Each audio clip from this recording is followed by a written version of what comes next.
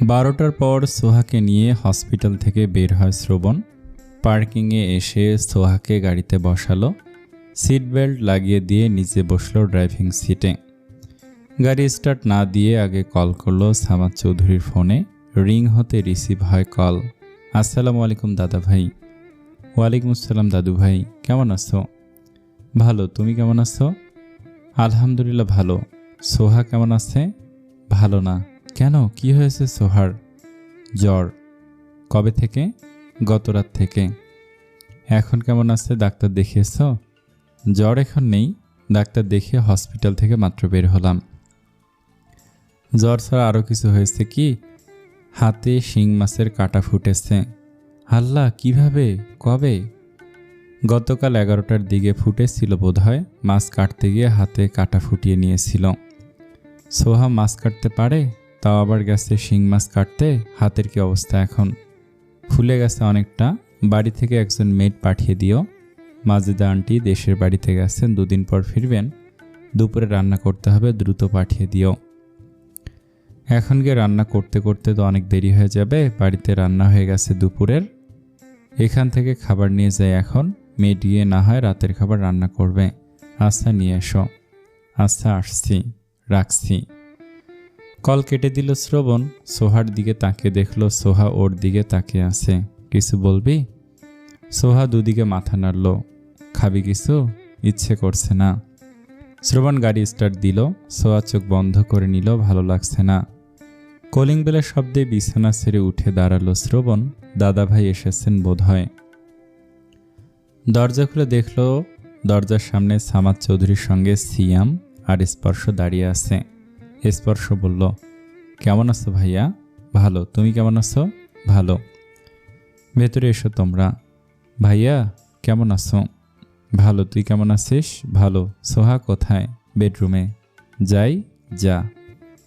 সিয়াম বেডরুমের দিকে এগিয়ে গেল সোহাকে দেখার জন্য। স্পর্শ বড় ভাইয়ের মুখের দিকে তাকিয়ে আছে। চেহারা শুকনো শুকনো লাগছে, চোখ জোড়া কেমন যেন হয়ে গেছে। মেয়েট শ্রবণের দিকে তাকিয়ে বলল, স্যার খাবার সার্ভ করব? হ্যাঁ, ওকে স্যার।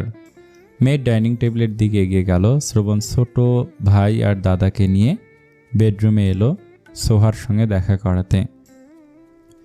সোহা শুয়ে শুয়ে সিয়ামের সঙ্গে কথা বলছে, চোখ জোড়া পানিতে টইটুম্বর, গলা স্বর ভারী। দাদা ভাই আর স্পর্শকে দেখে উঠে বসার জন্য উদ্যত হতেই শ্রবণ ওকে ধরে তুলে হেডবোর্ডের সঙ্গে হেলান দিয়ে বসালো। কেমন আছো তোমরা? আলহামদুলিল্লাহ ভালো। তুই কেমন আছিস? আলহামদুলিল্লাহ ভালো। সামাদ চৌধুরী নাতনির ডান হাতটা ধরে উঁচু করলেন। স্পর্শ হাতটার দিকে তাকে আটকে উঠল। এমন হয়ে গেছে? দাদু ভাই, দেখে শুনে কাজ করবে না? আমি তো জানতাম না শিং মাছ এভাবে কাঁটা ফুটিয়ে দিবে। অনেক ব্যথা করছে? এখন কমেছে অনেক, ব্যথা হালকা আছে। দ্রুত সুস্থ হয়ে ওঠো দাদু ভাই, দোয়া করো। সবসময় করি। খেতে চলো সবাই। শ্রবণের কথায় 3 জন দরজার দিকে পা বাড়ালো। শ্রবণ আর সোয়ার সঙ্গে খাবে বলে বাড়ি থেকে কেউ খেয়ে আসেনি। শ্রবণ সোয়াকে ধরে নিয়ে এলো ডাইনিং টেবিলের কাছে। 3 জনকে বসতে বলে সোয়াকে বসালো চেয়ার টেনে। শ্রবণকে দাঁড়িয়ে থাকতে দেখে সোয়া বলল, তুমি বসছো না কেন, বসো। শ্রবণ বসলো না। 3 জনকে খাওয়া শুরু করতে বলে হাত ধুয়ে নিল। প্লেট নিজের সামনে নিয়ে ভাত মেখে সোয়ার মুখের সামনে ধরল। সোহা চোখ মুখ কাঁচমুচু করে শ্রবণের মুখের দিকে তাকালো। বড় ভাই আর দাদার সামনেই শ্রবণ ওকে খাইয়ে দেবে নাকি এখন? 3 জনের মুখের দিকে তাকিয়ে দেখল 3 জন ওদের 2 জনের দিকে তাকিয়ে আছে। লজ্জায় আড়ষ্ট হলো সোহা। শ্রবণ গম্ভীর গলায় বলল, কি হলো, হা কর। আমি হাত দিয়ে খেতে পারবো এখন, তুমি খাও। কোনো কথা না, হা কর। সোহা আবার তাকালো 3 জনের দিকে। মেইডের দিকেও তাকালো। 4 জনই ওদের 2 জনের দিকে তাকিয়ে আছে। সোহার ইচ্ছে করছে এদের সামনে থেকে অদৃশ্য হয়ে যেতে। শ্রবণ 4 জনের দিকে তাকিয়েই 3 জন দৃষ্টি সরিয়ে নিয়ে খাওয়া শুরু করলো। আর মেইড মাথা নিচু করে দাঁড়িয়ে রইল। হা কর। সোহা হা করলো। বুঝতে পেরেছে শ্রবণ নিজের হাতে না খাইয়ে ছাড়বে না। অবশ্য শ্রবণের হাতে খাবার খেতে সোহার ভীষণ ভালোই লাগে, কিন্তু এখন 2 ভাই দাদা আর মেয়েদের সামনে খেতে লজ্জা লাগছে। খাবার খাওয়ার মাঝে স্পর্শ চোখ তুলে তাকালো আবার সামনে থাকা 2 জনের দিকে। শ্রবণ খুবই যত্ন সহকারে সোহাকে খাইয়ে দিচ্ছে। খাবার ভালো লাগছে কিনা বারবার জিজ্ঞেস করছে। অন্য কিছু খাবে কিনা সেটাও জিজ্ঞেস করছে। সোহা হুহা না করছে আর খাচ্ছে। ঠোঁটের কোণে তরকারি ঝোল লাগতেই টিস্যু পেপার নিয়ে দ্রুত মুছে দিল শ্রবণ। আলতো হাতে মুছল, যেন একটু চাপ লাগলেই সোহা ব্যথা পাবে। সোহার নজর পড়ল স্পর্শের ওপর। চোখাচোখি হলো দুজনের। সোহা দ্রুত দৃষ্টি সরিয়ে নিল। কিয়ৎক্ষণ আবার তাকালো স্পর্শের দিকে। স্পর্শ কেমন মুগ্ধ নয়নে তাকিয়ে আছে ওদের দুজনের দিকে। সোহাকে নিজের দিকে তাকিয়ে থাকতে দেখে স্পর্শ মুচকি হাসি উপহার দিল। তারপর মাথা নিচু করে খাওয়া শুরু করলো। সোহা অনেক লাকি না হলে কি শ্রবণের মতো একজন জীবনসঙ্গী পেত? স্পর্শ কি পারত শ্রবণের মতো করে সোহাকে আগলে রাখতে, যত্নে রাখতে, ভালোবাসতে? একদমই পারত না। স্পর্শ বেটার হলে শ্রবণ বেস্ট, সোহা বেটার নয়, বেস্ট ডিজার্ভ করত। তাই তো সেদিন ভাগ্যের চাকা ঘুরে গিয়েছিল শেষ মুহূর্তে এসে। ওর ভাইয়া ভালো আছে, সোহা ভালো আছে, এটাই ওর কাছে সবচেয়ে বড় পাওয়া, সবচেয়ে বড় পূর্ণতা। সোহাকে না পাওয়ার জন্য ওর বিন্দু পরিমাণ আফসোস হয় না। হতো যদি সোহা ভালো না থাকতো, কিন্তু সোহা তো শুধু ভালো নেই, অনেক ভালো আছে, নিজেও ভালো আছে আর ওর ভাইয়াকেও ভালো রেখেছে। সোহাকে খাওয়ানো শেষ করে ঔষধ খাইয়ে দিল শ্রবণ। তারপর নিজে খেতে বসলো। শ্রবণ রান্না করা বা ঘরের কোনো কাজে এক্সপার্ট না। সামান্য একটা কাজ করতে ওর অনেক সময় লেগে যায়, আর এত কাজ ও একা করে কুলিয়ে উঠতে পারে না। দুপুর গড়িয়ে এখন বিকেল। মেয়ের 3 মগ কফি আর 1 কাপ চা বানিয়ে নিয়ে এলো ড্রয়িং রুমে। সামাদ চৌধুরীর হাতে চায়ের কাপ তুলে দিয়ে স্পর্শ আর সিয়ামের হাতে কফির মগ তুলে দিল। শ্রবণের কফির মগটা টি টেবিলের ওপর রেখে রান্নাঘরের দিকে এগিয়ে গেল রাতের খাবার রান্না করতে। কফি ঠান্ডা হয়ে যাচ্ছে, কিন্তু শ্রবণ রুম থেকে বের হচ্ছে না। স্পর্শ দুবার ডাকলো শ্রবণকে, সাড়া না পেয়ে কফির মগ হাতে উঠে দাঁড়ালো রুমে দিয়ে আসার জন্য। বেডরুমের দরজার সামনে এসে পা থেমে গেল স্পর্শের। ভাইয়া বলে ডাক দিতে গিয়েও কণ্ঠ রোধ হয়ে এলো। দরজা হাট করে খুলে রাখায় চোখ সরাসরি সোহা আর শ্রবণের ওপর গিয়ে পড়ল। সোহা বিছানায় বসে আছে হেডবোর্ডের সঙ্গে হেলান দিয়ে। শ্রবণ ঝুঁকে সোহার উঁচু পেটের ওপর হাত রেখে পেটের কাছে মুখ নামিয়ে কথা বলছে নিজের অনাগত সন্তানের সঙ্গে। কথা বলতে বলতে চুমু খাচ্ছে। শ্রবণ কি বলছে তা স্পর্শ শুনতে পাচ্ছে না, তবে সোহার হাস্যোজ্জ্বল চেহারা স্পষ্ট দেখতে পাচ্ছে। মুস্কি মুস্কি হাসতে হাসতে মৃদু স্বরে কিছু বলল সোহা। তারপর শ্রবণের পরিপাটি চুলের ভাঁজে হাত গলিয়ে দিল। দুজনকে ডিস্টার্ব না করে সোফার কাছে এগিয়ে এলো স্পর্শ। দুজনের এত সুন্দর একটা মুহূর্ত বিঘ্ন ঘটাতে চায় না স্পর্শ। শ্রবণের কফির মগটি টি টেবিলের উপর রেখে নিজে বসে পড়ল সিয়ামের পাশে। সিয়াম বলল, কফি না দিয়ে ফিরে এলে কেন? ঠান্ডা হয়ে গেল তো। ঠান্ডা হয়ে গেলে আবার বানিয়ে দিবে, তুই তোরটা খা। সামাদ চৌধুরী বললেন, শ্রবণ কি করছে? সোহার সঙ্গে কথা বলছে, তোমরা নিজেদের চা কফি শেষ করো। সোহার কথা মতো বড়ই কিনে নিয়ে এসেছে শ্রবণ, কিন্তু সোহা এই বড়ই খাবে না। শ্রবণ হাঁ করে তাকিয়ে এসেছে সোহার মুখের দিকে। এই বড়ই খেতে কি সমস্যা এটা ওর মাথায় ধরছে না। গাল ফুলিয়ে বসে থাকা সোহার মুখের দিকে তাকিয়ে গম্ভীর গলায় বলল, বড়ই খেতে চেয়েছিলি, এনে দিয়েছি, এখন এই বড়ই খেতে কিসের সমস্যা? আমি এই বড়ই খাবো না। আমি এই বড়ইয়ের কথা বলিনি। এই বড়ইয়ের কথা না বলে কোন বড়ইয়ের কথা বলেছিস? দেশি বড়ইয়ের কথা বলেছি। তোর কি মনে হচ্ছে এটা বিদেশে চাষ হয়েছে? জানি না আমি এই বড়ই খাবো না। তুমি দেশি বড়ই নিয়ে এসো, ছোট ছোট টক বড়ই। এখনই বড় বড় মিষ্টি বড়ই খা, পরে ছোট ছোট টক বড়ই এনে দেব। না, তুমি এখনই টক বড়ই এনে দিবে। আমি এই মিষ্টি বড়ই খাবো না। দেখ সোহা, জেদ করবি না। ভার্সিটিতে ক্লাস শেষ করে এই রোদের মধ্যে বাজারে গিয়ে ঘুরে ঘুরে তোর জন্য এত সুন্দর আর ভালো বড়ই এনেছি। এখন এগুলো খাবি না? বলছি তো পরে এনে দিব, এখন এগুলো খা। এখনই এনে দিবে। আমি এগুলো খাবো না মানে খাবো না। আগে বলতে পারলি না টক বড়ি খাবি? তুমি আমাকে জিজ্ঞেস করেছ খাবি তুই বলবি না? কল করে বড়ের কথা বলতে পারলি, আর কোন বড়ই খাবি এটা বলতে পারলি না? খাবো না বড়ই, লাগবে না তোমার বড়ই বলে ব্ল্যাঙ্কেট দিয়ে মাথা পর্যন্ত ঢেকে শুয়ে পড়ল। শ্রবণ মাঝে হাত দিয়ে দাঁড়িয়ে রইল, দাঁতে দাঁত চেপে। গত 1 সপ্তাহ ধরে এই মেয়ে ওর হাড় মাংস জ্বালিয়ে শেষ করে দিচ্ছে। না পারে কিছু বলতে আর না পারে সহ্য করতে। আগের শ্রবণ চৌধুরী হলে এতক্ষণে একটা চর দিয়ে চোয়ালের সব দাঁত খুলে নিত। এই মেয়ের যন্ত্রণায় এখন ওর নিজের চোখ দুটোই খুলে ফেলতে ইচ্ছে করে, কান দুটো কালা বানিয়ে ফেলতে ইচ্ছে করে। চোখ দিয়ে দেখবেও না, কান দিয়ে শুনবেও না, তাহলে আর কোনো যন্ত্রণাও দিতে পারবে না এই বজ্জাত মেয়ে। ধূপধাপ শব্দ তুলে রুম থেকে বেরিয়ে গেল শ্রবণ। সোহা চুপচাপ শুয়ে রইল আগের মতোই। ও বলেছে বড়ই খাবে, শ্রবণ জিজ্ঞেস করবে না কোন বড়ই খাবে। করল না কেন? দোষ তো শ্রবণেরই, ওর উচিত ছিল না জিজ্ঞেস করা। বদমেজাজি পুরুষ মানুষ শুধু শুধু ওর ওপর রাগ দেখায়। 30 মিনিট পর রুমে ফিরে এলো শ্রবণ। বিছানার দিকে তাকিয়ে দেখল সোহা বসে বসে বড়ি খাচ্ছে। কটমট করে তাকে বলল, এই তুই না এই বড়ি খাবি না, এখন খাচ্ছিস না? আমার যেগুলো খেতে ইচ্ছে করছে তুমি তো সেগুলো এনে দিচ্ছ না, তাই এগুলোই খাচ্ছি। শ্রবণ আরও কিছুক্ষণ কটমট করে তাকিয়ে থেকে হাতে থাকা বড়ইয়ের প্যাকেট সোহার কোলের ওপর রাখল।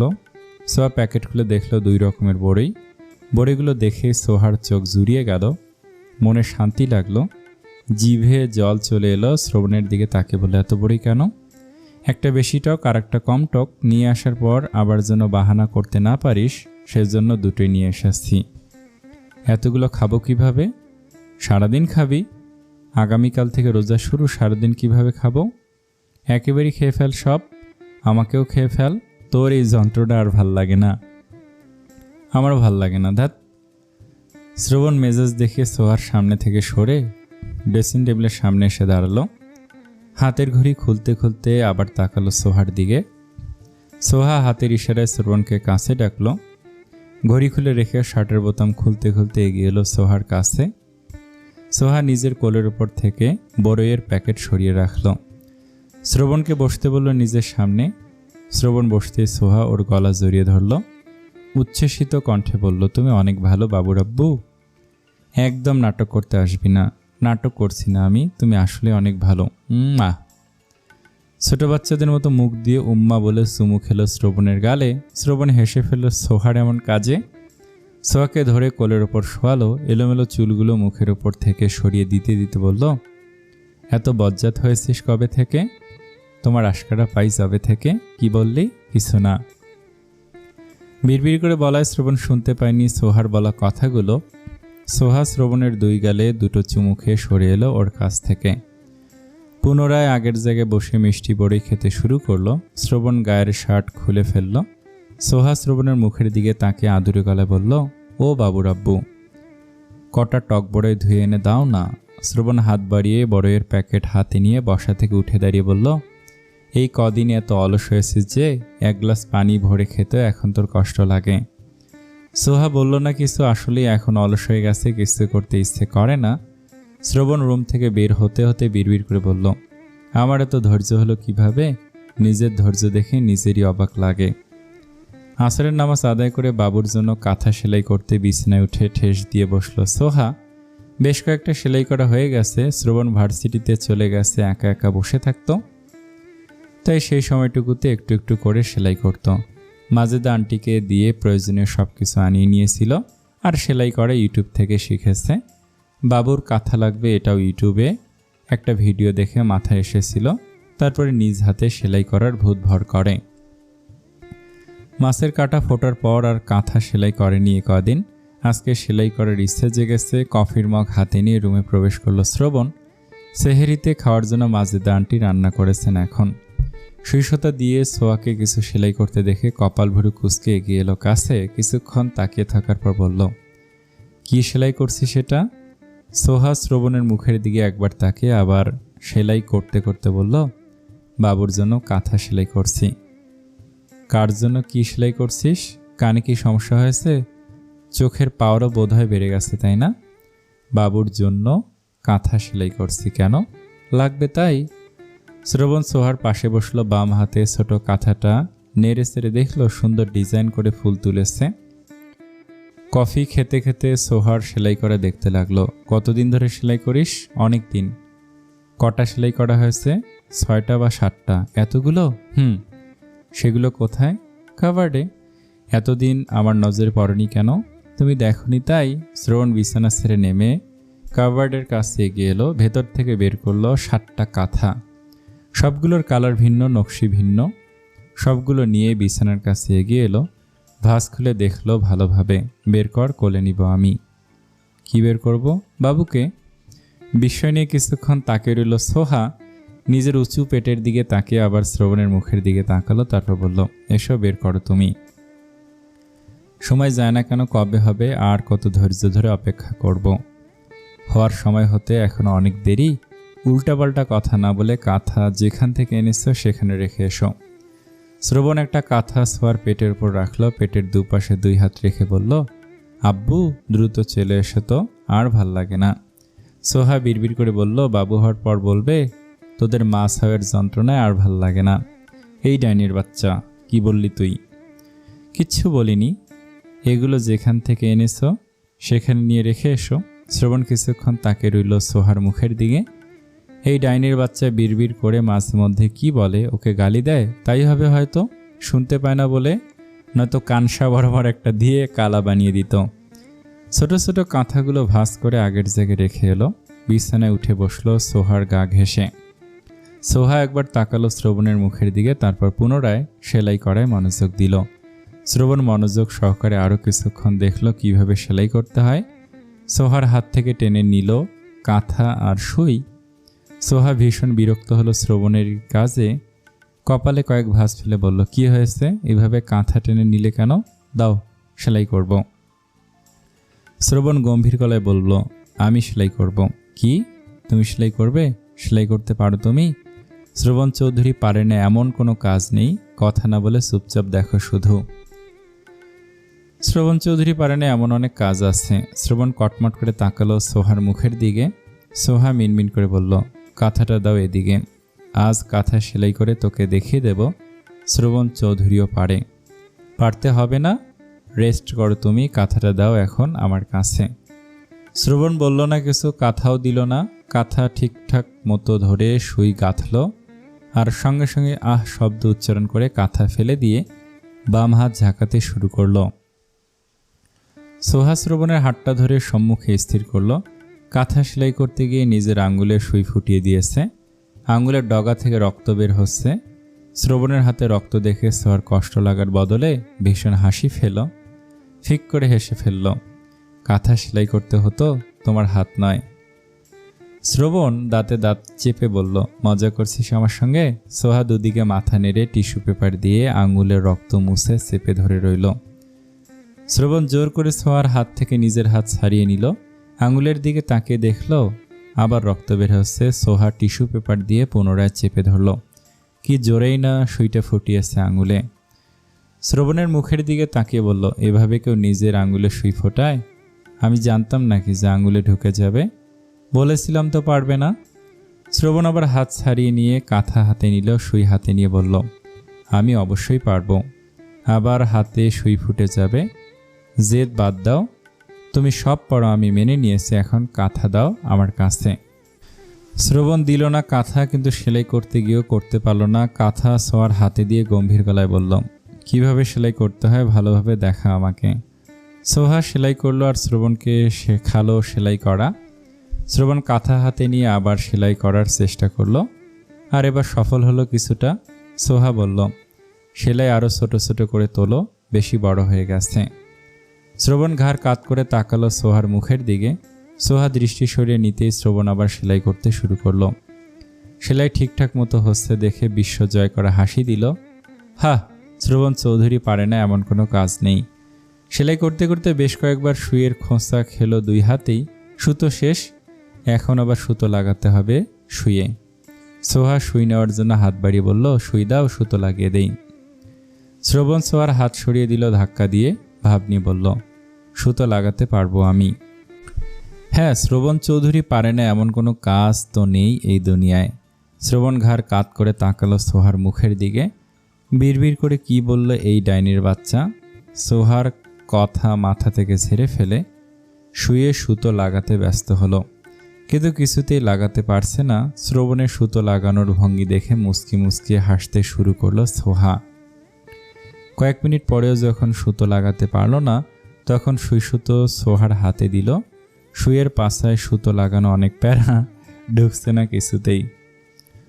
সোহা সুইয়ের পাছায় কিভাবে সুতো লাগায় তা মনোযোগ দিয়ে দেখছে শ্রবণ। সুই হাতে নিয়ে এক টানে সুতো খুলে ফেলল। সোহা হাঁ করে শ্রবণের মুখের দিকে তাকিয়ে রইল। সুতো খুলে ফেলল কেন? সুতো খুলে ফেলে শ্রবণ নিজে আবার লাগানোর চেষ্টা করলো, আর এবার সফলও হলো। সোহার বিস্মিত চেহারার দিকে তাকে বিস্তর হাসল। রাতের খাবার খেয়ে বিছানায় বসে বসে লবণ দিয়ে বড়ই খাচ্ছে সোহা। ওর পাশে শুয়ে শুয়ে ফোনে বন্ধুদের সঙ্গে হোয়াটসঅ্যাপ গ্রুপে সেটিং করছে শ্রবণ। সোহা একটা বড়ই শ্রবণের মুখের সামনে ধরে বলল, হাঁ করো। শ্রবণ দুদিকে মাথা নেড়ে বলল, খাবো না, তুই খা। একটা খাও। টক খাই না আমি। এটা বেশি টক না, খেয়ে দেখো মিষ্টি। টক বড়ে আবার মিষ্টি হয় কিভাবে? হাঁ করো তো। বলছি তো খাবো না আমি। সোহা গাল ফুলিয়ে আবার বড়ি খেতে শুরু করলো। শ্রবণ তাকে রইল সোহার ফোলা ফোলা গালের দিকে। সোহা আবার তাকালো শ্রবণের দিকে। শ্রবণকে নিজের দিকে তাকিয়ে থাকতে দেখে আবার একটা বড়ি নিয়ে বলল, একটা খাও, দেখো সত্যি টক না। শ্রবণ বড়ইটা হাতে নিল, কামড় দিয়ে একটু মুখে নিল। আসলেও তেমন একটা টক না যতটা শ্রবণ ভেবেছিল। মিষ্টি মিষ্টি লাগছে, খেতেও বেশ মজা। পুরোটা মুখে পুরে আবার চেটিং করায় ব্যস্ত হলো। কিছুটা সময় পর সোহা আরেকটা বড়ই শ্রবণের মুখের সামনে ধরল। শ্রবণ বিনা বাক্যে হাঁ করে বড়ইটা মুখে নিল। সোহা নিজে বড়ই খেতে খেতে শ্রবণকেও বেশ কয়েকটা খাওয়ালো। লাস্ট একটা বড়ই শ্রবণের মুখে পুড়ে দিয়ে সোহা বিছানা ছেড়ে নেমে গেল দ্রুত। দুবার চিবিয়ে লাফিয়ে শোয়া থেকে উঠে বসল শ্রবণ। মুখের বড়ই দ্রুত ফ্লোরে ফেলে দিল থুতু করে।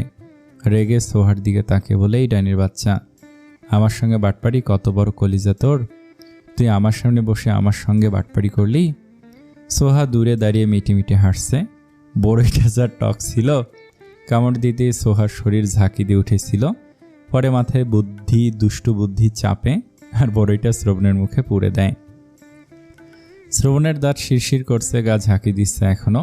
অগ্নিশর্মা হয়ে সোহার মুখের দিকে তাকিয়ে রইল। কি বজ্জাত মেয়ে, নির্লজ্জের মতো দাঁত বের করে হাসছে এখনো।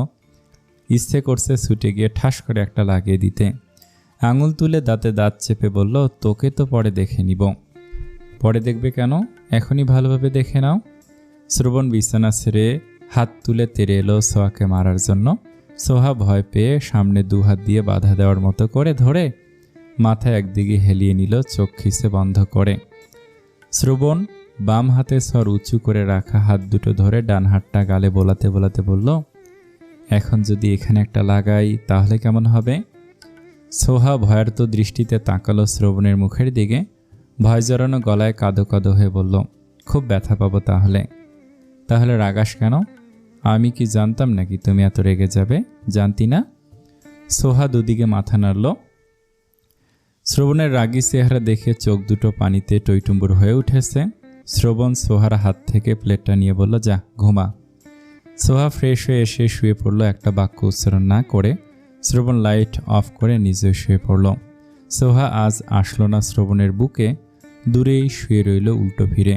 শ্রবণ নিজেও সোহাকে জড়িয়ে ধরল না, মাঝখানে দূরত্ব বজায় রেখে শুয়েছে। শুয়েই ফোন হাতে তুলে নিয়েছে। বেশ কিছুক্ষণ পর সোহার ফোপানোর আওয়াজ পেল শ্রবণ। ফোনের স্ক্রিন থেকে চোখ সরিয়ে সোহার দিকে তাকালো। সোহা আগের মতো উল্টো ফিরে শুয়ে আছে। হাত বাড়িয়ে সোহার মাথায় হাত রেখে বলে, এই ডাইনির বাচ্চা, কি হয়েছে? সোহা কথা বলল না, ফোপানোর আওয়াজ কমে গেছে। শ্রবণ তাকে রইল আগের মতোই। মিনিট পেরোনোর আগেই সোহার ডুকরে কেঁদে উঠল। শ্রবণ হাত থেকে ফোন রেখে সোহার কাছে এগিয়ে এলো। সোহাকে জোর করে নিজের দিকে ফেরালো। চোখের পানি মুছিয়ে দিতে দিতে বলল, কাঁদছিস কেন, কি হয়েছে? সোহা কাঁদতে কাঁদতে বলল, বকা দিয়েছ আর জড়িয়ে ধরনি, আর বকা দিয়ে আদর করনি। অন্যদিন তো নিজে থেকে বুকে চলে আসিস, আজ আসিসনি কেন? রাগ করেছি তোমার সঙ্গে কেন? বকা দিয়েছ তাই? শ্রবণ জড়িয়ে ধরলো, আদর করলো, মাথায় হাত বুলিয়ে বলল, কান্নাকাটি বাদ দিয়ে ঘুমা এখন। দিন দিন নাটক বেড়েই চলেছে। সোহা নাক টানতে টানতে নিশ্চুপ হয়ে গেল। শ্রবণের বুকে উষ্ণ ওমে ঘুমের দেশে পাড়ি জমালো। সেহরির সময় শ্রবণকে ঘুম থেকে জাগালো সোহা। শ্রবণ চোখ বন্ধ রেখেই ঘুম জড়ানো গলায় বলল, কি হয়েছে, ডাকছিস কেন? সেহরির সময় হয়েছে, ওঠো। আমি উঠে কি করব? সেহরি খাবে? রোজা রাখি না আমি, তুই গিয়ে খা। আগে রাখুনি কিন্তু এখন থেকে রাখবে, ওঠো, সময় পেরিয়ে যাচ্ছে। জ্বালাস না তো, ঘুমাতে দে। আমি একা খাবো না, তুমি ওঠো, আমার সঙ্গে খাবে। না খেলে ঘুমা, না খেয়ে রোজা রাখবো কিন্তু তাহলে? শ্রবণ চোখ মেলে তাকালো। সোহা ওর হাত ধরে টেনে তোলার চেষ্টা করে বলল, আর ওঠো তো, নামাজ পড়ে না, রোজা রাখে না, সারাদিন শয়তানের মতো টোটো করে ঘুরে বেড়ায়। শ্রবণ শোয়া থেকে উঠে বসে অগ্নিদৃষ্টি নিক্ষেপ করলো সোহার দিকে, রাগী গলায় বলল, আমি সারাদিন শয়তানের মতো টোটো করে ঘুরে বেড়াই? নামাজ তো পড়ো না, আবার রোজাও রাখবে না বলছো। আমি না পড়লে না রাখলে তোর কি? অনেক কিছু। নামাজ পড়ে বড় আম্মুর মতো দোয়া করতে পারো। আমার জন্য না করলেও বাবুর সুস্থতার জন্য করতে পারো, নিজের জন্য করতে পারো। এত বড় মানুষ অথচ আজ অবধি একটা রোজা রাখনি। নামাজ পড়েছ কদিন বলো তো? কদিন ধরে নামাজ পড়ে নিজেকে কি ভাবিস? কদিন ধরে না, অনেক দিন ধরে পড়ি। এখন ওঠো, সময় চলে যাচ্ছে। আগে যা করেছো সেসব বাদ। এখন থেকে নিজেদের পরিবর্তন করব। দাদা ভাই কি বলেছে মনে নেই? ওঠো না। শ্রবণ বিছানা ছেড়ে নেমে দাঁড়ালো। সোহার মুখের দিকে কিছুক্ষণ তাকিয়ে থেকে ওয়াশরুমে প্রবেশ করলো। সেহরি খাওয়া শেষ হতেই শ্রবণকে জোর করে পাঞ্জাবি পায়জামা পরিয়ে মসজিদে পাঠালো সোহা। শ্রবণ কিছুতেই রাজি হচ্ছিল না এখন নামাজ আদায় করতে, মসজিদে যেতে। সোহা ইমোশনাল ব্ল্যাকমেল করে মসজিদে পাঠালো। নিজে উজু করে এসে জায়নামাজ বিছিয়ে নামাজ আদায় করলো। চৌধুরী বাড়িতে থাকতে নামাজ কালাম পড়তো না সোহা, তবে রমজান মাসে রোজা রাখতো ঠিকই। গত 2 মাস ধরে নামাজ আদায় করা ধরেছে, তবে মাঝে মধ্যেই ছেড়ে দিত। গত কয়েকদিন ধরে এক ওয়াক্ত নামাজ ছাড়ে না। শ্রবণকে নামাজ আদায় করতে বললেও শ্রবণ পড়ে না, আগ্রহ দেখায় না, সবসময় এড়িয়ে যায়। জোহরের নামাজ আদায় করে ফ্ল্যাটে প্রবেশ করলো শ্রবণ। জীবনের প্রথম আজ রোজা রেখেছে শ্রবণ চৌধুরী। বেডরুমে এসে ঠাস করে শুয়ে পড়লো বিছানায়। ওকে রোজায় ধরেছে। গলা শুকিয়ে কাঠ, পেটের ভেতর গুড়গুড় করছে, মেজাজ খিটখিটের হয়ে রয়েছে, কিচ্ছু ভালো লাগছে না। সোহা শ্রবণের কাছে এগিয়ে এলো। শ্রবণের শুকনো মুখের দিকে তাকে বলল, কি হয়েছে, এভাবে শুয়ে পড়লে কেন? শ্রবণ চোখ মেলে তাকালো, খিটখিটে মেজাজ নিয়ে বলল, খিদে পেয়েছে, গলা শুকিয়ে গেছে, খাবো আমি। রোজা রেখে কিসের খাই? রোজা আমি রেখেছি, তুই জোর করে রাখিয়েছিস। খিদে পেয়েছে আমার, খাবো। এমনিতেই তো না খেয়ে থাকতে পারো, আজ যেমন খাই করছো কেন? না খেয়ে কোথায় থাকি? খাবার না খেলেও পানি খাই, সিগারেট খাই, কফি খাই, তাছাড়া আরও কত কিছু খাই। খিদে পেয়েছে আমার, ঘুমা। ঘুম ভেঙে দেখবে বিকেল হয়ে গেছে। তুই গিয়ে খাবার খা। না খেয়ে থেকে বাবুর আর তোর কিছু হলে খবর আছে তোর। কি হবে? ডাক্তার তো বলেছেন কোনো সমস্যা নেই আমার, রোজা রাখতে পারবো। বলেছি তো, বেশি খারাপ লাগলে রোজা ভেঙে ফেলবো। শ্রবণ একটা বালিশ বুকের উপর তুলে জড়িয়ে ধরলো, চোখ বন্ধ করে বলল, আমার খিদে পেয়েছে। গান শুরু করেছে, খিদে পেয়েছে, খিদে পেয়েছে, খিদে পেয়েছে না করে তাসবিহ পাঠ করো, সব হবে। শ্রবণ কটমট করে তাকালো সোহার মুখের দিকে। এই ডাইনির বাচ্চাকে জীবনে এনে লাভ হলো নাকি লস হলো হিসেব মেলছে না শ্রবণের। এই ডাইনির বাচ্চা, তোর কলিজা কত বড়! তুই আমার ফ্ল্যাটে থাকিস, আমার টাকায় খাস, আমার টাকায় পড়িস, আর আমাকেই না খাইয়ে রেখেছিস সারাদিন ধরে। আবার আমার ফ্ল্যাট থেকে আমাকেই ঠেলে বের করে দিচ্ছিস এখন। তোর তো সাহস কম না? সোহা শ্রবণকে ঠেলে দরজা দিয়ে বের করে দিতে বললাম, যা কিছু তোমার সেসব কিছু আমার, এখন যাও, নামাজ আদায় করে এসো। শ্রবণের মুখের উপর দরজা লাগিয়ে দিল সোহা। শ্রবণ হাঁ করে বন্ধ দরজার দিকে তাকিয়ে রইল কিছুক্ষণ। এই ডাইনির বাচ্চার সাহস দিন দিন বেড়েই চলেছে। ওর ফ্ল্যাট থেকে ওকে বের করে দিল এভাবে। রাগে গজগজ করতে করতে লিফটের দিকে এগোলো। ভাল লাগে না, কিছু ভাল লাগে না। মাজেদা আন্টি ইফতারের সব কিছু রেডি করে দিয়ে চলে গেছেন আধা ঘন্টা আগেই। শ্রবণ কিছুক্ষণ আগে ফ্ল্যাটে ফিরেছে। সোহাকে ধরে টেনে নিয়ে ডাইনিং টেবিলের কাছে এগিয়ে এলো। শ্রবণ একটা চেয়ার টেনে ধাপ করে বসে পড়ল। সোহা শ্রবণের পাশের চেয়ারটায় বসল। ফোনের স্ক্রিনে তাকিয়ে দেখলো আর 5 মিনিট আছে। শ্রবণ টেবিলের উপর রাখা সব খাবারের উপর নজর বোলাচ্ছে। তার মনে হচ্ছে এইসব খাবার সে একাই খেয়ে সাবার করে দিবে। এইটুকু শরবত দিয়ে তো ওর হবেই না, বরং কম পড়বে। সোহা শ্রবণের মুখের দিকে তাকে বলল, দোয়া করো। শ্রবণ ঘাড় কাত করে তাকালো সোহার মুখের দিকে, ঘাড় সোজা করে 2 হাত তুলে ধরল সম্মুখে। শ্রবণকে এমন করতে দেখে সোহা মুচকে হাসল। অপেক্ষার অবসান ঘটিয়ে মাইকে মাগরিবের আজান হলো। দুজন একসঙ্গে খেজুর খেয়ে ইফতার শুরু করলো। শ্রবণ নিজে খাওয়ার পাশাপাশি নিজ হাতে তুলে সোহাকেও খাওয়ালো অনেক কিছু। সোহা নিজেও খাইয়ে দিয়েছে শ্রবণকে। খাওয়া শেষ করে শ্রবণ টেবিলের উপর নজর বুলিয়ে বিষয় নিয়ে বলল, কি খেলাম? খাবার যেমন তেমনই তো রয়েছে, অথচ পেট ফেটে যাওয়ার মতো অবস্থা হয়ে গেছে। পানি আর শরবত খেয়েই তো অর্ধেক পেট ভরিয়েছ। তারাবি নামাজ আদায় করে এসে খাবার খাবে। এখন যাও, মাগরিবের নামাজ আদায় করে এসো। শ্রবণ দুদিকে মাথা নেড়ে বলল, আমি এখন রুমে যাব, ঠাস করে শুয়ে পড়ব, তারপর আর আমি কিছু জানি না। ডোন্ট ডিস্টার্ব মি, ওকে ওকে। শ্রবণ চেয়ার ছেড়ে উঠে বেডরুমের দিকে আগালে সোহা তার হাত টেনে ধরে দাঁড় করালো। জোর গলায় বলল, কোনো শোয়াশুই নেই এখন, মাগরিবের নামাজ আদায় করে এসে শোবে, যাও মসজিদে। কোথাও যেতে পারবো না আমি, হাত ছাড়। 3 ওয়াক্ত আদায় করেছো, আর 2 ওয়াক্ত আদায় করলে কি হবে? 5 ওয়াক্ত নামাজ পূরণ করো, যাও। বাবুরাব্বু নামাজ আদায় করে এসো। শ্রবণ তাকে রইল সোহার মুখের দিকে। সোহা তাড়া দিয়ে বলল, যাও না, নামাজ শেষ হয়ে যাবে তো। শ্রবণ ঘুরে দরজার দিকে এগিয়ে গেল। তার শরীর এখন আর চলছে না। শুতে পারলে এখন যে কত আরাম লাগতো। তারাবির নামাজ আদায় করে হেলে দুলে ফ্ল্যাটে প্রবেশ করলো শ্রবণ। ভীষণ ক্লান্ত লাগছে তারাবির নামাজ আদায় করতে গিয়ে। আজ আধামরা অবস্থা। জীবনের প্রথম রোজা রেখেছে, টানা 5 ওয়াক্ত নামাজ আদায় করেছে, আর তারাবির নামাজও আদায় করেছে। যত কষ্ট আর পরিশ্রমী হোক না কেন, মনের মধ্যে ভীষণ শান্তি শান্তি অনুভব হচ্ছে। ভালো লাগছে। মসজিদের ফ্লোরে ঘুমিয়ে যেতে ইচ্ছে করছিল। কি যে শান্তি লাগে মসজিদের ভিতরে। মসজিদে যেতে ইচ্ছে করে না, কিন্তু গেলে আবার বের হতে ইচ্ছে করে না। মসজিদে নামাজ আদায় করতে গিয়ে অপরিচিত অনেক মানুষের সঙ্গে পরিচয় হয়েছে আজ। বেডরুমে এসে পাঞ্জাবি পায়জামা পরিবর্তন করে নিল। সোহা ওয়াশরুমে রয়েছে, শ্রবণ ফ্রেশ হবে, তাই সোহার বের হওয়ার অপেক্ষায় করতে লাগলো। সোহা ওয়াশরুম থেকে বের হয়ে শ্রবণকে দেখে মিষ্টি হাসলো।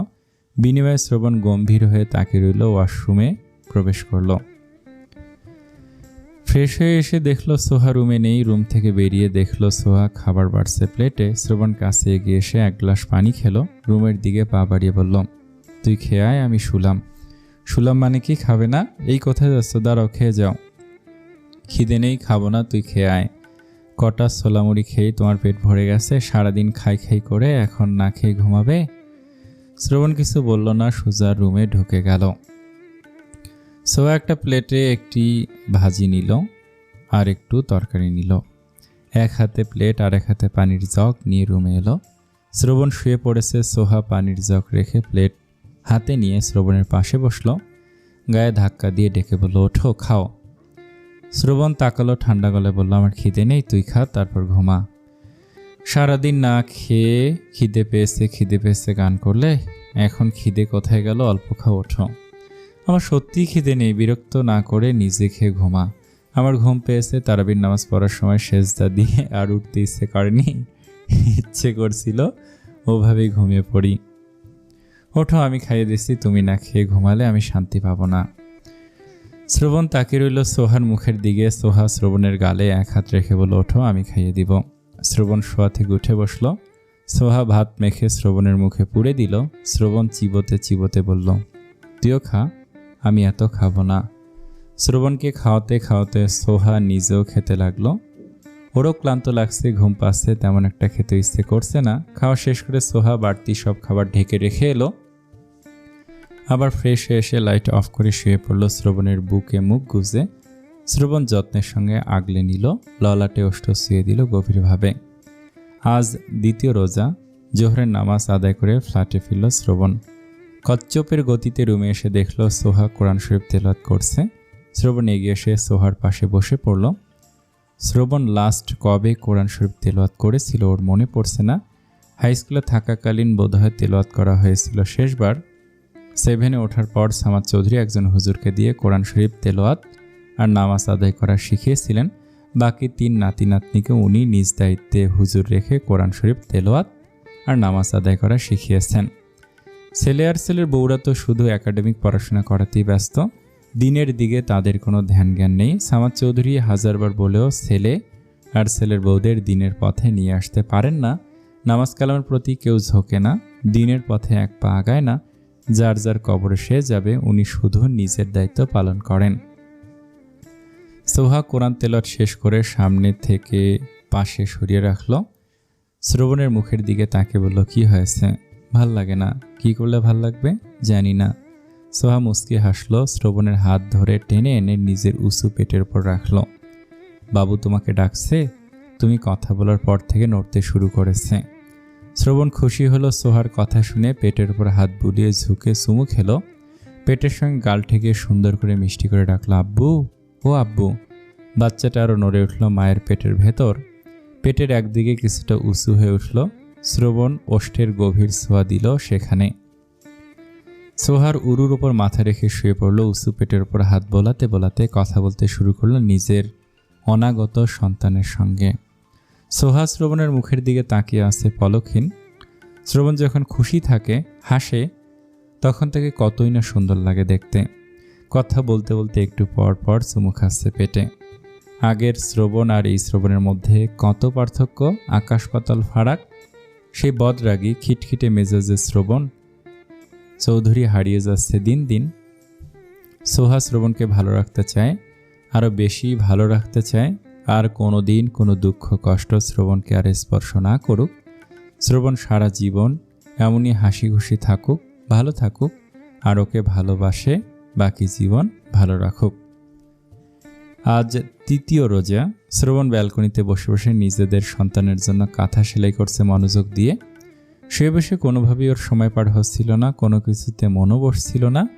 বাইরে গিয়েও ভালো লাগছিল না, তাই ফিরে এসেছে। এখন ব্যালকনিতে বসে কাঁথা সেলাই করছে আর ঝিরি ঝিরি হাওয়া খাচ্ছে।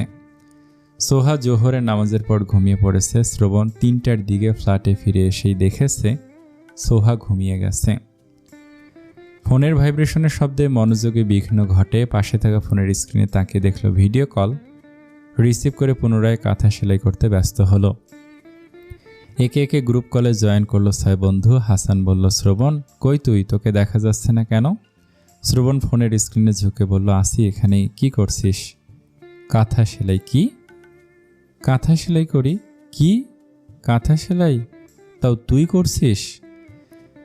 শিফাতের কথা শুনে শ্রবণের কপালে কয়েক ভাঁজ পড়ল। গম্ভীর গলায় বলল, হ্যাঁ আমি করছি। এভাবে রিয়াক্ট করার কি আছে? ভাই তুই সত্যি সত্যি কাঁথা সেলাই করছিস? হ্যাঁ দেখি। শ্রবণ কাঁথাটা ফোনের সামনে ধরল। রাফি বলল, এভাবে ভালোভাবে দেখা যাচ্ছে না, অন্যভাবে দেখা। শ্রবণ ফোন হাতে নিয়ে ব্যাক ক্যামেরা দিয়ে ভালোভাবে দেখালো কাঁথাটা। কেউ বিশ্বাসই করছে না কাঁথা শ্রবণ সেলাই করেছে বা করছে। শ্রবণের মতো মানুষ করবে কাঁথা সেলাই, সেটা তাদের অসম্ভব বলেই মনে হচ্ছে। হাসান তো রীতিমতো হা হয়ে তাকিয়ে আছে ফোনের স্ক্রিনে। সে নিজের কান চোখ কোনোটাকেই বিশ্বাস করতে পারছে না। সাকিব জোর দিয়ে বলল, এই কাঁথা তুই সেলাই করিসনি তাতে আমি শিওর। আমি না করলে কে করেছে? ভাবি বা অন্য কেউ? এখানে তোর ভাবি আছে, আমি ফ্ল্যাটে ফিরে দেখেছি সে ঘুমিয়ে আছে। এখন পর্যন্ত ঘুমেই রয়েছে। আমি সেলাই করেছি। আমাদের সামনে কর, কিভাবে করিস আমরাও দেখি। শ্রবণ ফোনটা খাড়া করে রেখে বন্ধুদের দেখিয়ে দেখিয়ে সেলাই করতে লাগলো। সবাই যখন দেখলো শ্রবণ সত্যি সত্যি সেলাই করছে, তখন এক একজনের চেহারা দেখার মতো হয়েছে। সকলের চোখ ছানা বড়া, মুখ নিচে থেকেই হাঁ হয়ে গেছে। সকলের চেহারা দেখে শ্রবণ হাসলো। শিফাত বলল, বন্ধু এসব কি? তুই মহিলা মানুষের কাজ কেন করছিস? তুই রান্না করেছিস ঠিক আছে, তাই বলে কাঁথা সেলাই? রাফি বলল, ভাইরে ভাই। শ্রবণের ইউটিউব সার্চ হিস্ট্রি দেখে হাসতে হাসতে সেদিন আমার পেট ফেটে যাওয়ার মতো অবস্থা হয়ে গিয়েছিল। সাধারণত মানুষ সার্চ দেয় শিং মাছ কাটার নিয়ম বা পদ্ধতি, আর শ্রবণ কি লিখে সার্চ দিয়েছিল? শিং মাছ কাটার রেসিপি। রাফির কথা শুনে বাকি 4 জন হা হা করে হেসে উঠল, সঙ্গে রাফি নিজেও। শ্রবণ গম্ভীর গলায় বলল, আমি যাই লিখে সার্চ দিই না কেন, সঠিক ভিডিওই তো সামনে এসেছিল। সাকিব বলল, পেঁয়াজ কিভাবে কাটবে এটাও ইউটিউব দেখে ভিডিও দেখে কেটেছে। ধনেপাতা কতটুকু সাইজ করে কাটবে এটাও ভিডিও দেখে কেটেছে। রাফি বলল, ভাইরে ভাই। শ্রবণের সার্চ হিস্ট্রির কথা স্মরণ হলে এখন আমার কি যে হাসি পায়। শ্রবণ ভাই, তুই বিয়ে করে কি থেকে কি হয়ে গেলি? শ্রবণ আগের চেয়েও গম্ভীর হয়ে বলল, কি হয়েছি? শিফাত ফট করে বলল, বউ পাগল হয়ে গেছিস। বলেছিলি জীবনেও বিয়ে করবি না, কিন্তু সবার আগে তুই বিয়ে করেছিস। বলেছিলি জীবনে বউকে ছবি না, অথচ কিছুদিন পর তোর ছেলে আমাদের কোলে মুতবে। আগে তোকে ঠেলে ঠেলে ফ্ল্যাটে পাঠানো যেত না, অথচ এখন তুই ফ্ল্যাট থেকে বের হতে চাস না, হলেও তোর মন আর আত্মা ফ্ল্যাটেই রেখে আসিস। বাইরে এসে ছটফট করতে করতে কিছুক্ষণ পরে আবার ফ্ল্যাটে ফিরে যাস। কেন এমন করিস? কারণ ওখানে তোর বউ আছে। আর বউয়ের জন্য কেন এমন করিস? কারণ তুই এখন বউ পাগল। শ্রবণ কিছু না বলে কল কেটে দিল। ওকে বউ পাগল বলল, ও বউ পাগল, রোজা রেখেছে তাই বকা দিতে পারল না। দাঁতে দাঁত চেপে কাঁথা সেলাই করতে মনোযোগী হলো। আজ সেহরির সময় শ্রবণ ভাত রান্না করেছিল। সোহা ঘুমে ভেঙেছিল শ্রবণের ডাকে। ঘুম থেকে জেগে ফোনের সময় দেখে উতলা হয়ে উঠেছিল। সোহা ভোর 4টার উপর বেজে গেছে, রান্না করবে কখন, খাবে কখন? অ্যালার্ম কেন বাজেনি? শ্রবণ শান্ত করেছিল সোহাকে। এলোমেলো চুলগুলো ঠিক করে দিতে দিতে বলেছিল, এত উতলা হচ্ছিস কেন, শান্ত হ। অ্যালার্ম আমি বন্ধ করে রেখেছি, গিয়েছিলাম, রান্না করেছি, টেবিলও সাজিয়েছি, তুই ফ্রেশ হয়ে আয়, খাবো। সোহা বিস্মিত হয়ে কিছুক্ষণ তাকিয়েছিল শ্রবণের মুখের দিকে। রাতের ঘটনা স্মরণ করে মুচকি হাসল সোহা। চুল থেকে টাওয়াল খুলে মেলে দিয়ে ব্যালকনি থেকে রুমে ফিরে এলো। 12:30 বেজে গেছে। শ্রবণ কোথায় গেছে? ফিরছে না কেন এখনো? শ্রবণ ফ্ল্যাটে ফিরল 1টা বাজে, বেরিয়েছে সকাল 8টায়। বেডরুম না গিয়ে প্রথমে এলো রান্নাঘরে। ফ্রিজ খুলে 1 লিটার পানির বোতল বের করলো। সিপি খুলে অর্ধেকের বেশি পানি খেয়ে বোতলটা আবার ফ্রিজে রেখে এলো। শ্রবণকে দেখে সোহা বসা থেকে উঠে দাঁড়ালো। কাছে এগিয়ে গিয়ে বলল, কোথায় গিয়েছিলে? একটা কাজ ছিল। রোজা রেখে রোদের মধ্যে কিসের কাজ করতে গেছো এই সোহা? শ্রবণের এমন ডাক শুনে হকচকিয়ে গেল সোহা। উদ্বিগ্ন হয়ে বলল, কি হয়েছে? সর্বনাশ হয়ে গেছে। আল্লাহ, কি করলাম?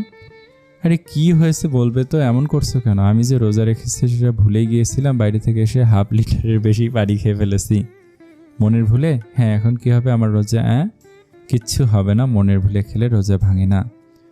মনের ভুলে খেলে রোজা ভাঙে না? না। কে বলেছে তোকে? দাদা ভাই। তারপর অনেক হুজুরের কাছে শুনেছি, আমার কথা বিশ্বাস না হলে ইউটিউব দেখো।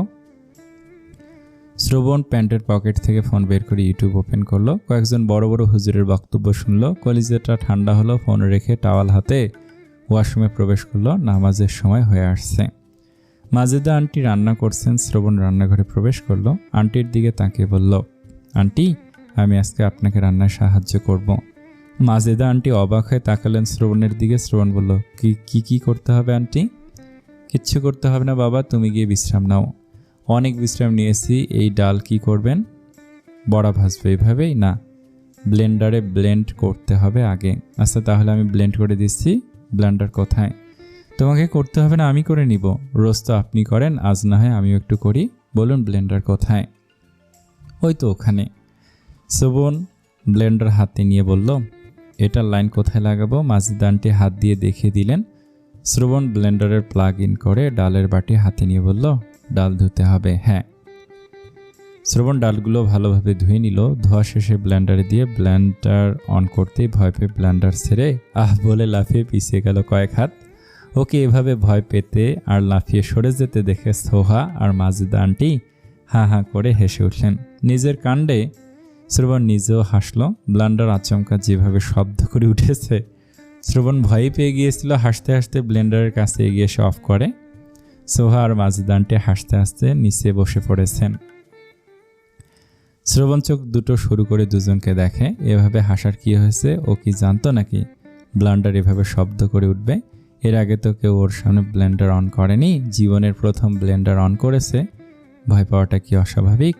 পুনরায় ব্লেন্ডার অন করে ডাল ব্লেন্ড করতে শুরু করলো। জগে ঠান্ডা পানি ভরে রুমে ফিরে এলো শ্রবণ। সোহা শুয়ে পড়েছে। শ্রবণ পানির জগটা রেখে ড্রেসিং টেবিলের সামনে এসে দাঁড়ালো। কাঙ্ক্ষিত জিনিসটা না পেয়ে সোহার দিকে তাকালো। স্বাভাবিক গলায় বলল, সোহা, এখানে সিগারেটের প্যাকেট রেখেছিলাম, সেটা কোথায়? আমি কিভাবে বলবো? আমি তো সিগারেট খাই না, তাই তোমার সিগারেটের প্যাকেট আমি ধরিও নি। এখানেই তো রেখেছিলাম। কখন?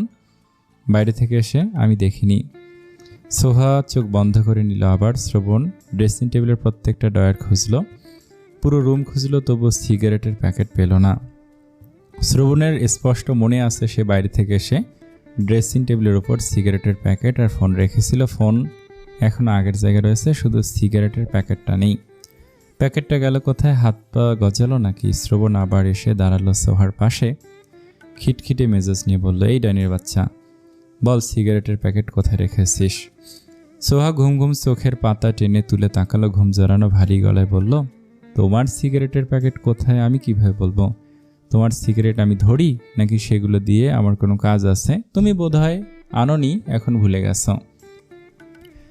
শ্রবণ দুদিকে মাথা নেড়ে বলল, আমার স্পষ্ট মনে আছে আমি সিগারেটের প্যাকেট কিনে নিয়ে এসেছিলাম আর ড্রেসিং টেবিলের উপর রেখেছিলাম।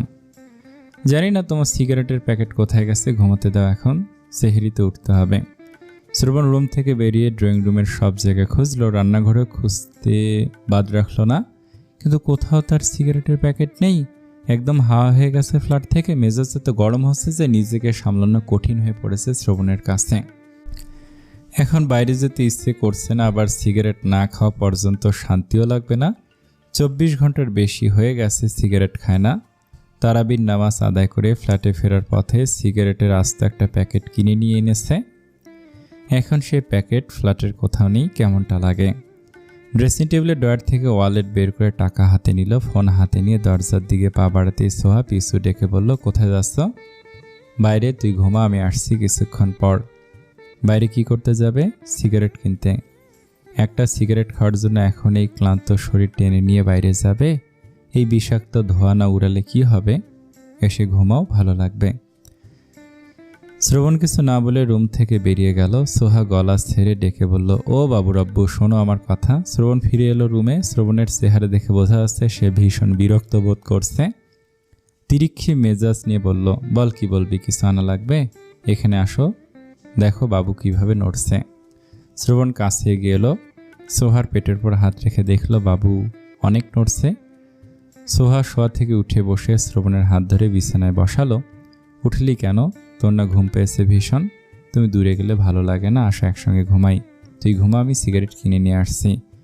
সিগারেট খেতে হবে না, সিগারেট খাওয়া ছেড়ে দাও। ভাত খাওয়া ছেড়ে দিতে পারবো, কিন্তু সিগারেট খাওয়া ছাড়তে পারবো না, হাত ছেড়ে ঘুমা এখন। সোহা শ্রবণের কাছে এগিয়ে এসে শ্রবণের বুকে মাথা গুজে জড়িয়ে ধরল শক্ত করে। এভাবে ধরেছিস কেন? ছাড়। সোহা ছাড়ল না, বরং শ্রবণকে আরও শক্ত করে আঁকড়ে ধরল। বুকে মুখ গুজে রেখে বলল, ধরেছি বলে ছাড়তে বলছো? মরে গেলে ধরতে বললো, আর ধরবো না, দেখে নিও। কে মরবে? আমি। শ্রবণ চোয়াল শক্ত করলো, দাঁতে দাঁত চেপে বলে, এই ডাইনির বাচ্চা, মরবি কেন? সোহা বুক থেকে মুখ তুলে শ্রবণের মুখের দিকে তাকালো। শ্রবণের চোখ মুখ কঠিন হয়ে আছে। চোখে চোখ রেখে বলল, বাবু হওয়ার সময় যদি মরেই যাই, কত মাই তো বাবু জন্ম দিতে গিয়ে মারা যায়, আমিও যেতে পারি। জড়িয়ে ধরেছি বলে ছাড়তে বলেছ, আমি মরে গেলে এত ভালো বাসবে কে তোমায়? শ্রবণ কিছু বলতে পারল না, নিজেও শক্ত করে জড়িয়ে ধরল। সোহা বুকে মুখ গুজে বলল, বাবু হওয়ার আগ পর্যন্ত তুমি আমার কাছে থাকো, সময় দাও, না হলে মরে গেলে আফসোস হবে, তুমি আমাকে সময় দাওনি।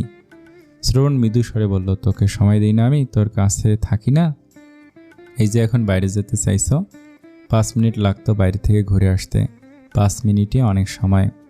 হয়তো কোনো দিন দেখা যাবে 5 সেকেন্ডের ব্যবধানে আমি চিরদিনের জন্য তোমার কাছ থেকে হারিয়ে গেছি। চুপ!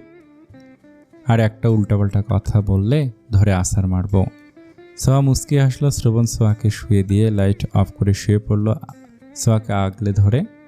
সোহা এবার আরও বেশি করে হাসলো। শ্রবণের সিগারেটের আস্ত প্যাকেটটা সোহা নিচেই গায়েব করেছে। সবগুলো সিগারেট ভেঙে প্যাকেট সহ কমোডে ফেলে ফ্লাশ করে দিয়েছে। সারাদিন রোজা রাখে, নামাজ আদায় করে, আবার সিগারেটও খায়। এখন খায় বেশি করে। তুমি শ্রবণ চৌধুরী হলে সেও সোহা চৌধুরী, ভুলে যেও না, রক্ত একই। ফজরের নামাজ আদায় করে আর ঘুমালো না শ্রবণ। সোহাকে বলল রেডি হতে। সোহা কোনো প্রশ্ন না করে রেডি হয়ে নিল। শ্রবণ গাড়ির চাবি নিয়ে সোহার হাত ধরে বের হলো ফ্ল্যাট থেকে। কোথায় নিয়ে যাচ্ছে কিছু জিজ্ঞেস করলো না সোহা। শ্রবণের গাড়ি এসে দাঁড়ালো একটা কবরস্থানের পাশে। ভেতরে দুজন নেমে দাঁড়ালো গাড়ির ভেতর থেকে। আশপাশ থেকে পাখিদের কিচিরমিচির শব্দ ভেসে আসছে। নির্মল বাতাস বইছে, শীতল প্রকৃতি, সূর্যের দেখা নেই এখনো, কুয়াশা পড়েছে বেশ। শ্রবণ সোহার হাত ধরে কবরস্থানের ভেতরে প্রবেশ করলো গেট খুলে। সোহা পুরো কবরস্থানে নজর বুলালো। তার প্রত্যেকটা গায়ের লোম খাড়া হয়ে গেল কবরগুলো দেখে। এর আগে এত কাছ থেকে কোনোদিন কোনো কবর দেখা হয়নি। কয়েকটা নতুন কবর, কিছু কবর বেশ পুরনো, অনেকগুলো মাটির সঙ্গে মিলে গেছে প্রায়। এখানে চিরনিদ্রায় শায়িত আছে অনেক মানুষ। একদিন ওদের জায়গাও এখানেই হবে। সোহা শ্রবণের হাতটা শক্ত করে ধরে বলল। শ্রবণ ঘাড় ঘুরিয়ে তাকালো, মৃদুস্বরে বলল, আসসালামু আলাইকুম। শ্রবণের এই স্বামী আচরণগুলো আপনাদের কাছে কেমন লাগছে কমেন্টে জানাবেন। অনেক ভালো থাকবেন। আসসালামু আলাইকুম।